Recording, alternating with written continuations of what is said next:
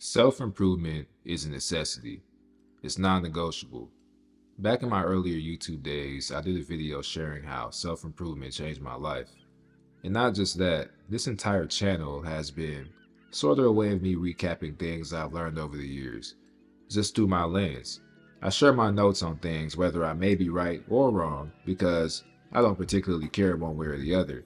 The whole point, though, is that without practicing self-improvement, I would have never been in those positions to have the learning experiences that I did. Make no mistake, every experience you have after prioritizing self-improvement won't be positive. Just because you've recalibrated yourself doesn't mean the world will accommodate you. Without talking to people, I would have never learned to become better at social skills. If I never went out on a limb to learn how to use my camera, I would have never learned how to make videos. If I never built up my confidence to talk to women, I would have never had the good or bad experiences to reflect on. Because ultimately, things aren't always going to go the way you think they will. You might have self-improved for one step without realizing that you still have to improve for the next step too. Having goals and progressing towards them is the first reason why self-improvement is non-negotiable.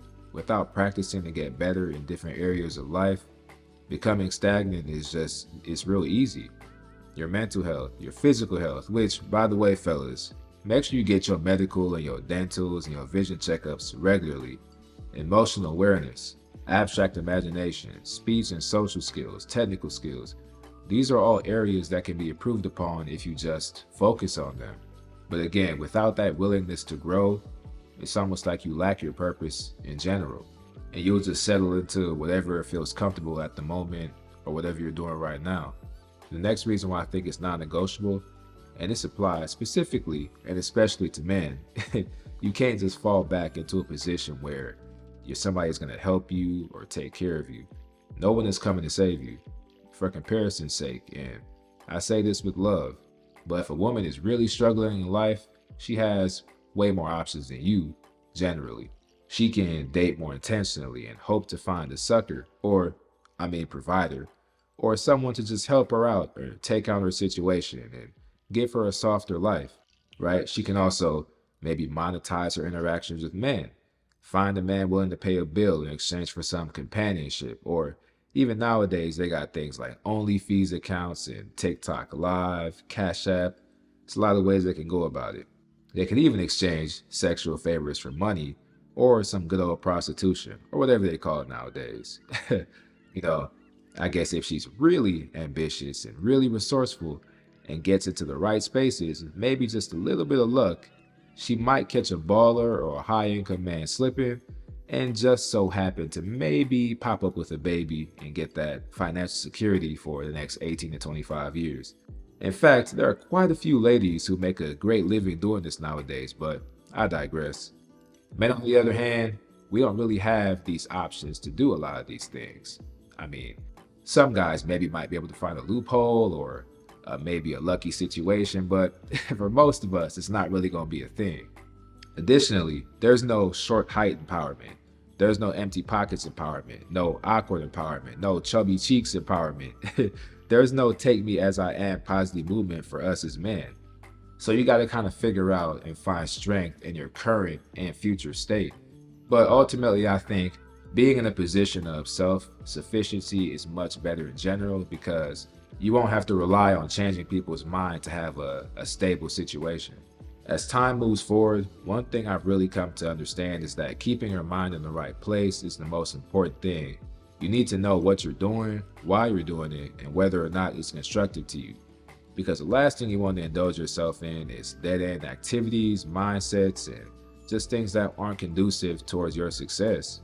Now, everything doesn't always have to be constructive and always have to be, oh, I'm doing this to do this, right? It doesn't have to be that way. But you damn sure don't want to fill your life with destructive habits. I don't know, it's just wild to me how people have this fly-by-night mentality.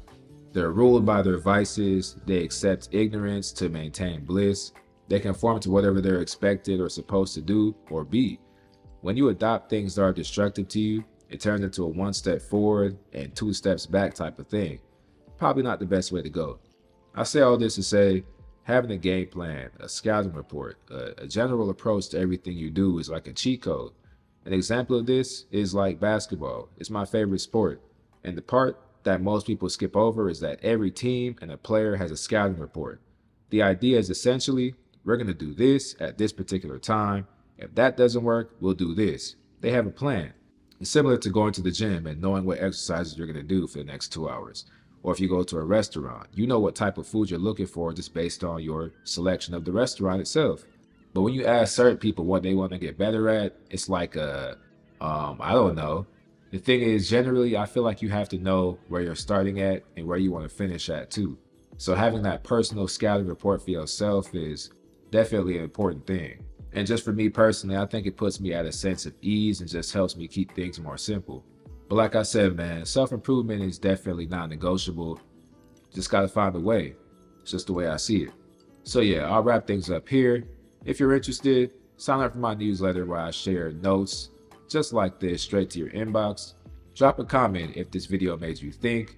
And as always, you know the drill. Leave a like and subscribe for more.